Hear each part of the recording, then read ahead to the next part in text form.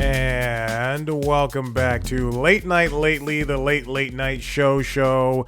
I'm your host, Chad White. If you didn't know, this is the late night show for the website, cpluscomedy.com. Like I just said, late night podcast for the website, cpluscomedy. Okay, I know it's late. Let's get into it. There's nothing really to play around with.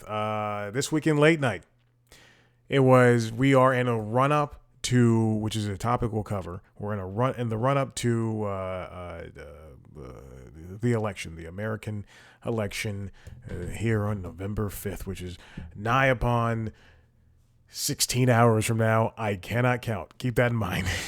I'm not good at math. So there's a lot of, whether it's a traditional late night show where people are where it's a show that's not typically political. I wouldn't say apolitical, but it's not typically political, like After Midnight or The Tonight Show, or shows that are planning stuff for the election night, such as The Daily Show and what's Colbert's show called? Late Show. We're getting ready for that, and in some respects, a lot of these, I'm moving a hard drive, don't worry.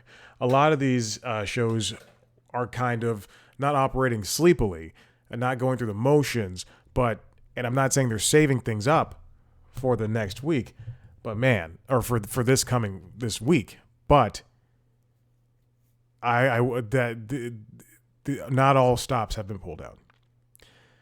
I feel as though the guests, save for people like, Tom Hanks popping up on late night, or I can't even, Hugh Grant, save for those guests, I feel like a lot of the time, the more successful segments this week in late night, were with people who can comment on the political moment that's happening at this point. So when Seth Meyers has Mika Brzezinski on, we can have a whole conversation surrounding what's going on. Nicole Wallace, when let me go over to Colbert. When Colbert is talking to even Ta-Nehisi Coates, who is somebody I don't necessarily completely like. I think he's a great writer, but there's some things I disagree with him on.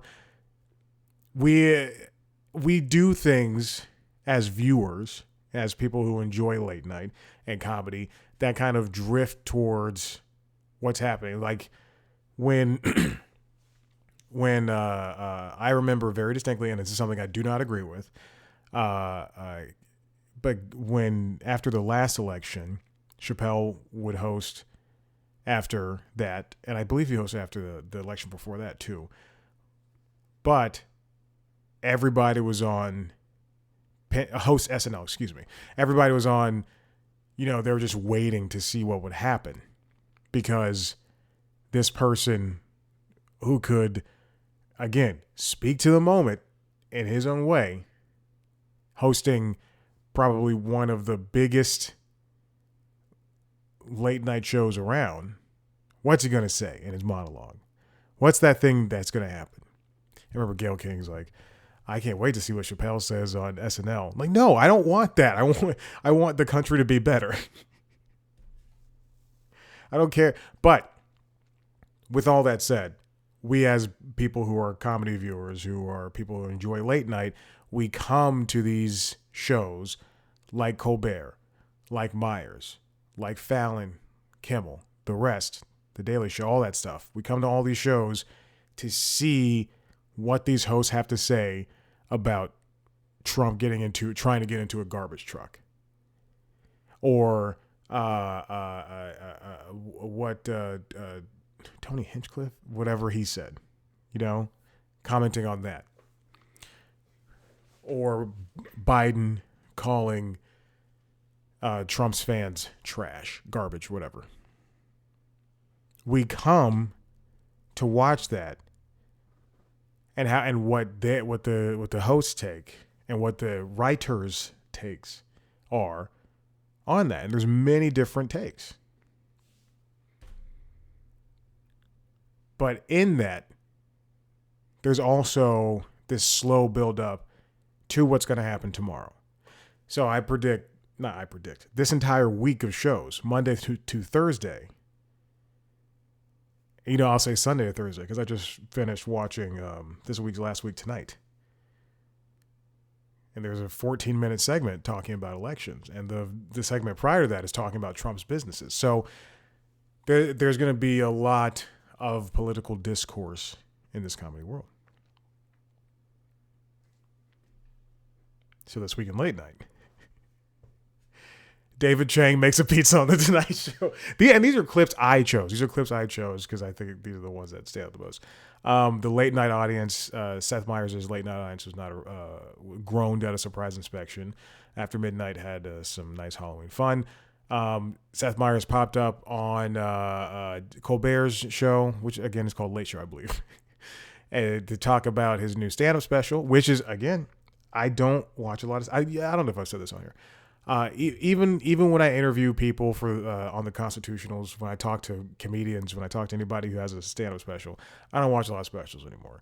I burned out on them, and giving everybody a special is not a good idea. But when I watch more than, I would say even more than 10 minutes, then that means that I think you're a very funny person. And I watched all of Seth Meyers' special. Very true. I can count on my hand how many specials I've watched this year. I think Mike Birbiglia was one. And Langston Kerman was the other one. That's right. Oh my goodness. Because I like that guy. He's very funny. Anyway. Ronnie Chang made some different. Everybody made jokes about Trump trying to get in the garbage truck. Ronnie Chang made just a handful of other jokes in that entire situation that weren't about Trump getting in a truck. It was, again, it's amazing how late night shows can either make the same jokes and still be funny, or make completely different jokes and find different takes and all still be funny. All right, now here's something I really want to get into. Jimmy Kimmel had a wonderful, sensational monologue that kind of came out of nowhere. I believe it was on Monday. That was a 19-minute diatribe concerning the Republicans and the lives of the Democratic and independent voters who watch Jimmy Kimmel Live. And it was again a fantastic monologue where he essentially made a plea for these people using facts and clips of things that Trump and his cronies have said or done over the past 10, not 10. Yeah, because I mean the oldest clip is 2016, 8 years. And even before that looked like these clips. But it's a great monologue, and everybody should watch it because it is. I mean, it's like the times when he talks about his son Billy needing work done on his heart as a baby, or when he has one of his friends or family members dies and he dedicates an entire monologue to that. I mean, it's just a great televised essay about who Trump is, what he has done in the last 8 years, and why you should not vote for him. And it's not pandery, doesn't treat people stupidly, much like because this episode is coming out now. I'm trying not to reference the last week tonight thing that I just watched, but that covers things anyway. That is technically after this episode, or everything's after this episode, but it's a great monologue, and I think it works and does its job to the highest degree. Now, with that said, Monday of last week, Monday of the episode this week, we have Jon Stewart hosting The Daily Show. And he covers the Trump's Madison Square Garden rally, as well as a deportation plan. But the rally had people like Hulk Hogan show up, I think Rudy Giuliani, but people like that show up and give their speeches talking to the troops over there at MSG. But one such person, you've heard of this, it was a comedian named Tony Hinchcliffe, right? I believe. Yeah. And it was he among like a bunch of other racist things said there. Hinchcliffe said, well, he was among one of the mini speakers that said a lot of racist things there. When Jon Stewart did his monologue on The Daily Show for this week, I'm going to pretend like this episode is being recorded on the Friday when I usually do it. He quite literally brushed off what Hinchcliffe had said in regards to the garbage comment about Puerto Rico, all the racist jokes and everything. And it was sincerely one of the most disappointing things that I've seen Jon Stewart say or do on that program. He defended Tony Hinchcliffe by saying you don't hire a roast comedian to come to a rally and expect him not to throw out roast jokes. But Tony knew where he was going. Tony knew what audience he was talking to. Isn't it his job to, and he's also a grown human being man who should know the difference between right and wrong. And if he knew, let's forget that it was his quote unquote job to do this. If he knew that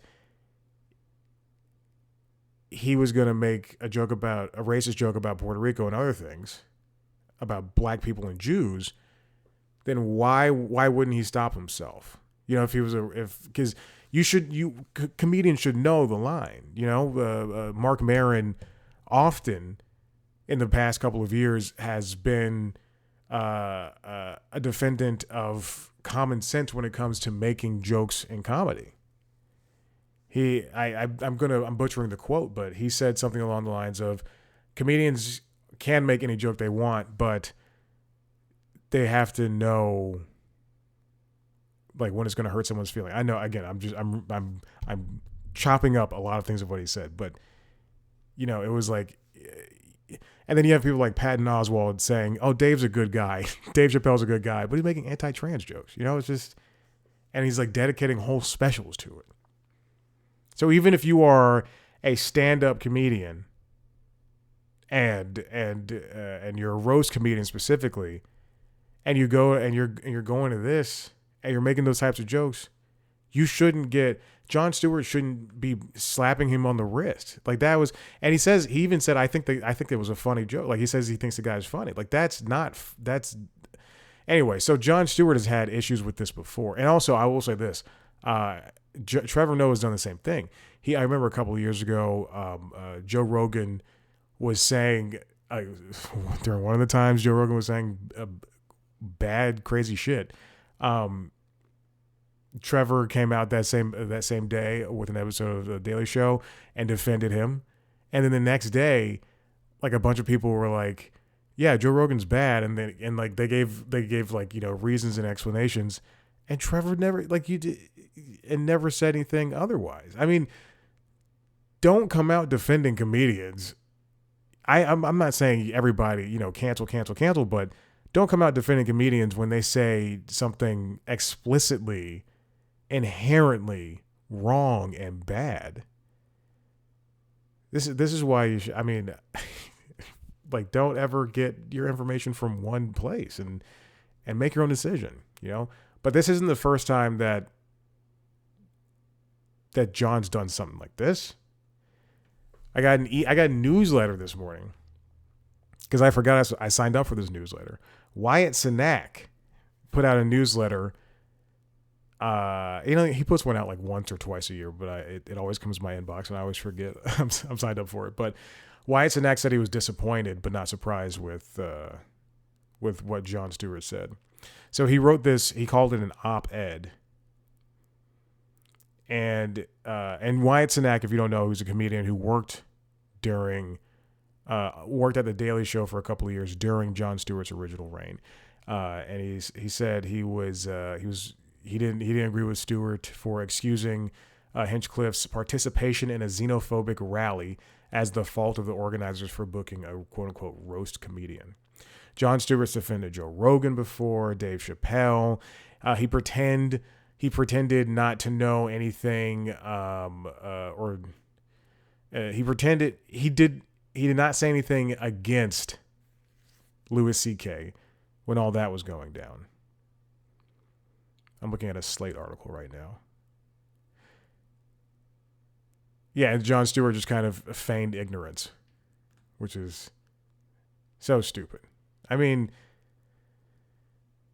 it's this and the fact that, in the topic for this week's episode, the fact that Jon Stewart has been signed on, this comes from Variety, written by Ethan Shanfield, to host The Daily Show on Mondays through December 2025, and he has takes like this, is so disappointing and flabbergasting that they would put this behind, that Comedy Central will put their weight continually behind somebody who does stuff like this. And I mean, it's just, he should, for him to be, this Reddit atheist, lucrative news figure for all these white males online who only get their sources from Joe Rogan and Jon Stewart. I would, you prove me wrong that the Venn diagram for Joe Rogan and Jon Stewart is not as it's big. There's a huge, I guarantee there's so much overlap. Not Venn diagram. There's so much overlap between listeners of Joe Rogan, daily listeners of Joe Rogan, weekly, daily listeners of Joe Rogan, and people who are like, I only get my news from Jon Stewart and Stephen Colbert. You don't read? And when this is how serious it was when I watched the Daily Show episode last week. I went, this is not what I do. I went, that was great. Like, why would he say that? And I didn't enjoy the rest of the monologue. And I immediately went online to see if other people were like, felt the same way I felt, because that is, like, I understand why he tried to defend him, but he should not have done that in the first place. And it's not edgy comedy. It wasn't even comedy. It's hate speech. And it feels, and what Wyatt says in his newsletter, he says, like, he's suggesting to racists, I'm reading a quote, suggesting to racists, maybe if their hate speech had made him laugh, he might have their backs too, which is true.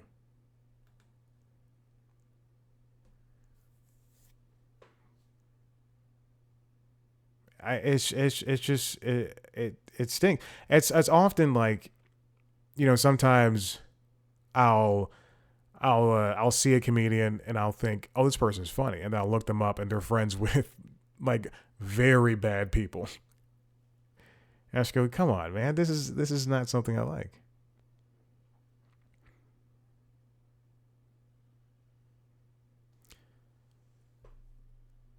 Yeah. So there you go. I just want to talk about that. I just didn't. I disagree with Jon a lot, but for him to have, it's some, like, a lot of times just feels like he's saying, and I feel like he believes who he is. He believes who this audience thinks he is.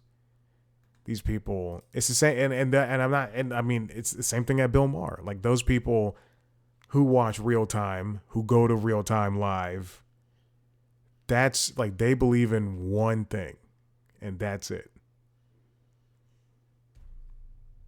But to have Jimmy Kimmel do this his long monologue with sense and reason, and to have Jon Stewart basically say this racist guy was funny, and that's comedy, and you're wrong, is just so defeating. And why do we keep doing this? Why are we still here if this is going to how it's going to be? And you continually keep making the same mistakes over and over and over again. All right, listen, if you like what you heard here, head on over to the website, cpluscomedy.com, where you can see me talk to famous people sometimes. If you want to see a video version of this show, head to youtube.com/cpluscomedy, where you can see video versions of the other podcasts, the Constitutionals podcast, which is the entertainment business news show, as well as LinkedIn Logs, which is the jobs podcast. Subscribe to those wherever you get your podcasts. Follow us on TikTok, Twitter, Instagram, and Facebook at C Plus Comedy. Me at Chad Black White. Thank you so much. Bye.